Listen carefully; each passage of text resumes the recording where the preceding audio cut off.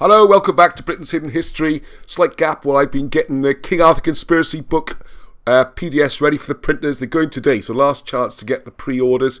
Now, a lot of the time, you see me laughing and moaning, I suppose, about everything being called Roman. Well, in this case, we got another one here, where a few bits of metal have been found, and suddenly they're Saxon.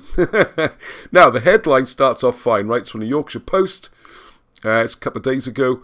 So, new detectorist axe and spear finds could pinpoint Stamford Bridge battle. So that's actually quite a reasonable headline, okay? Can't argue with that. But this is just class now. It says here, the significant number of detecting finds, which include a Viking axe and Saxon spears. So how do you know it's a Viking axe and how do you know it's a Saxon spear? I put this question up on the Anglo-Saxon group and they said, well, it's they probably use radiocarbon dating. So apparently you can now tell the nationality or race or whatever of the person who made something by radiocarbon dating. And just to point out, as you can see from the artefacts, the wood wouldn't have survived an open mud. It would have disintegrated.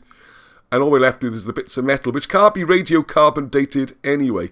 So this is what's known in the business as, guesswork and wishful thinking. It's wishful thinking. Yeah, it'd be lovely to place the Battle of Stamford Bridge, but they don't have the information to do it, if it happened at all, and if it happened anywhere near they say it did. It's wishful thinking.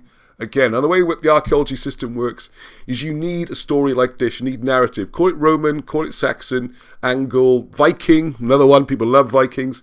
And this has got what they call a bearded axe. You see the extra bit coming down here? Must be Viking, because no one else could possibly do that. So as a result, you then get the funding, because it's an exciting name. Like here, Stamford Bridge, Vikings, Saxons, loads of buzzwords, good chance of funding, and you have to run with that. And what will happen, there's no evidence to support this, but that'll just get forgotten quietly. Or in Sutton Hoo, as is going on, we're now waiting over a year since their research results came back on the latest work they're doing on the wood and the rivets, and they've sat on that for a year. What's that telling us? What's hidden there that doesn't need to come out? Anyway, so you can read all about Stamford Bridge, people dressing up, having a great time. All that's great, wonderful. Again, more wishful thinking, I'm afraid. Sorry to say it. They do the reenactment group have said, yeah, they think it's Saxon and Vikings. Well, good for them.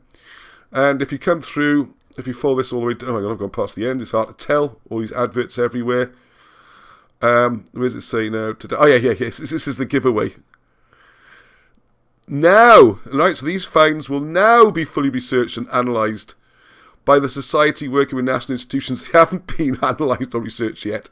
As I said, it's just wishful thinking. That's how it goes. You stick a badge on it. But the one badge you can never use to get funding, acceptance or anything is to call something British.